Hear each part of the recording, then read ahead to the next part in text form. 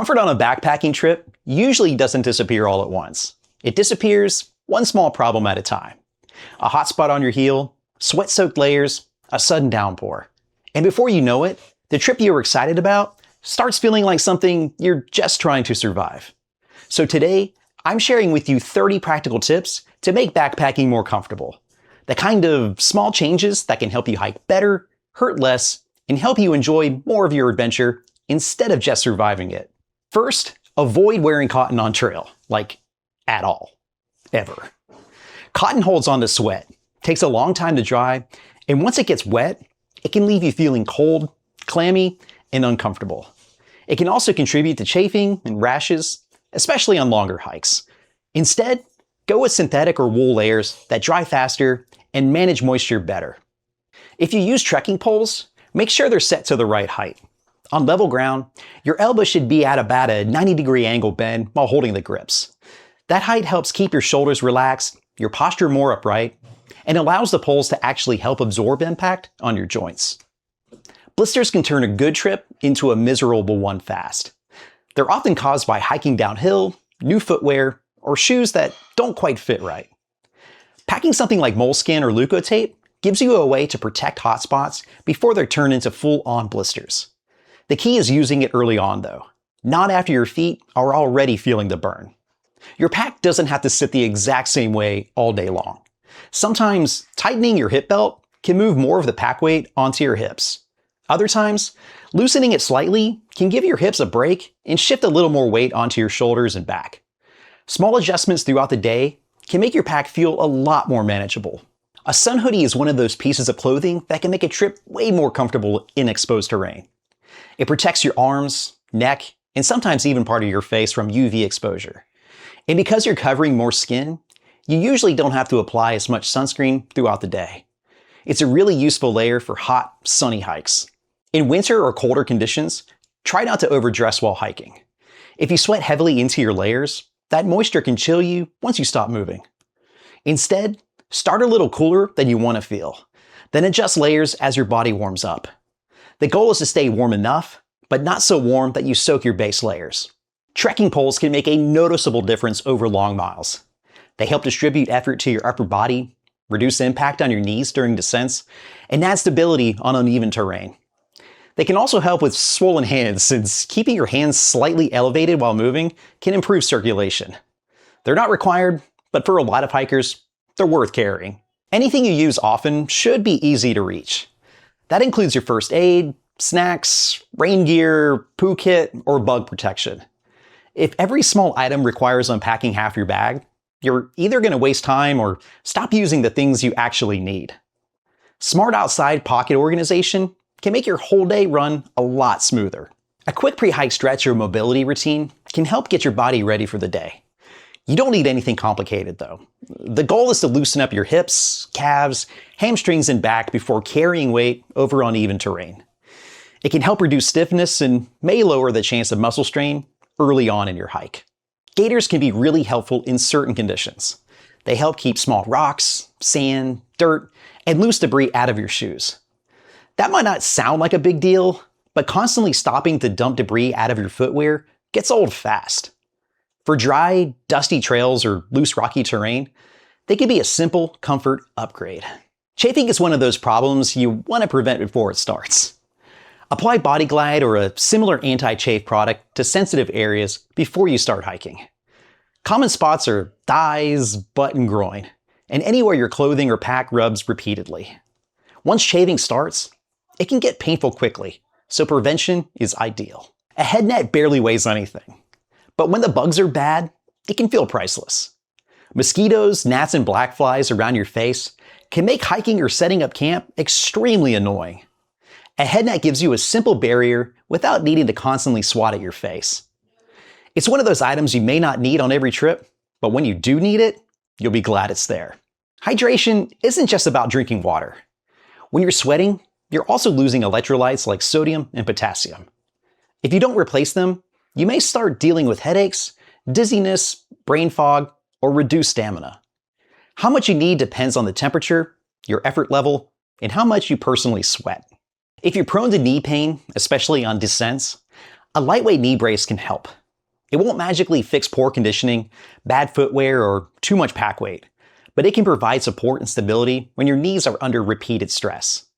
This is especially helpful on long downhill sections where your knees are absorbing impact step after step. A poorly fitting backpack can cause shoulder pain, neck strain, hip discomfort, and wasted energy. Your pack should match your torso length, and the hip belt should sit correctly on your hips. From there, adjust the shoulder straps, load lifters, sternum strap, and hip belt until the pack feels stable and supported. A good pack fit makes carrying weight feel far less punishing. Every extra pound matters. More weight means more force on your knees, hips, feet, and lower back. It can slow your pace, increase fatigue, and raise your risk of injury. A common guideline is keeping your loaded pack somewhere to around 20 to 30% of your body weight. But the lighter you can reasonably go, the better it usually feels. How you pack your gear matters too. If your weight is uneven, your body has to compensate. That can lead to back pain, shoulder tension, hip discomfort, and even balance issues on rough terrain. Try to keep heavier items centered and close to your back, with the weight balanced from side to side. A balanced pack carries better and moves with you instead of against you. Sweat dripping into your eyes all day gets annoying fast. A lightweight, sweat-wicking headband or buff can help keep sweat off your face, especially in hot or humid conditions. It's a small item, but it can make navigating while hiking feel a lot less irritating. Sunburn can happen in winter too. Open ridgelines, exposed terrain, and snow can reflect or intensify sun exposure, especially on your nose, cheeks, and neck. Even if you don't need a full bottle, carrying a small amount of sunscreen can protect those areas when you're out in direct light for hours. Downhills are often where people beat up their knees. Instead of charging down the trail, slow down and take shorter steps. Keep your knees slightly bent, place your feet carefully, and let your body stay controlled. This improves balance, reduces impact, and gives you more time to react to those loose rocks, roots, or awkward steps. Trail food shouldn't only be quick sugar. Carbs are useful, but protein and fat help support longer lasting energy. Protein helps with muscle repair and maintaining strength, while fats are calorie dense and can help prevent energy crashes. A better mix of carbs, protein, and fat can keep you feeling steadier throughout the day. When the trail gets rocky, rooty, steep, or loose, slow down. Technical terrain is not where you want to be rushing. Slowing your pace gives you more time to choose stable footing, avoid awkward steps, and look for better routes around obstacles. A little patience here can prevent slips, rolled ankles, and unnecessary fatigue. Shoes that are too tight can rub your toes and heels, especially once your feet swell during the day. Shoes that are too loose can let your feet slide around, which also causes friction and blisters. Your footwear should allow enough room for natural swelling while still keeping your feet secure. If your pack is stacked too high behind your head, it can limit your ability to look up. That can get annoying on climbs, while scrambling, or anytime you need to scan the terrain ahead. When possible, configure your pack so you still have comfortable head movement.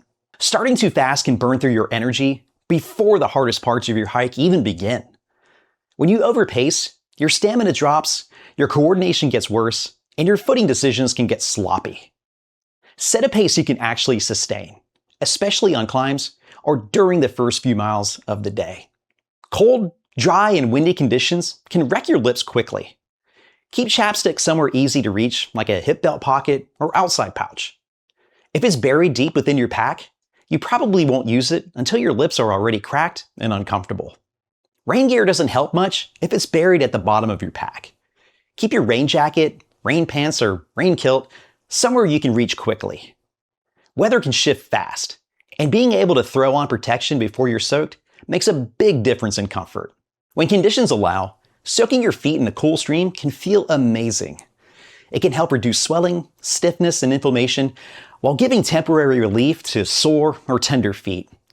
Just make sure your feet are dry before putting your socks or shoes back on, especially if you're prone to blisters. Bug protection can seriously improve your comfort. Products like Murphy's Naturals or picaretin-based repellents can help protect against ticks, mosquitoes, and other annoying insects. Picaretin is a good option for many hikers because it works well against biting insects and is less greasy than some other repellents. Apply it before the bugs become a problem. Finally, don't wait until you're already sweating to start hydrating. Ramp up your hydration the day before you hike so you're starting from a better place. Being well hydrated supports endurance, circulation, and temperature regulation. It's much easier to maintain hydration on trail than it is to play catch up once you're already behind. And that's 30 simple tips to help keep you comfortable on the trail. Let me know down in the comments section which small comfort upgrade has made the biggest difference for you. And if you found this video helpful and would like to dive into some of the mistakes, boo-boos, and basic blunders I made along the way as a budding backpacker, go check out the video over here. And as always, stay safe out there, guys.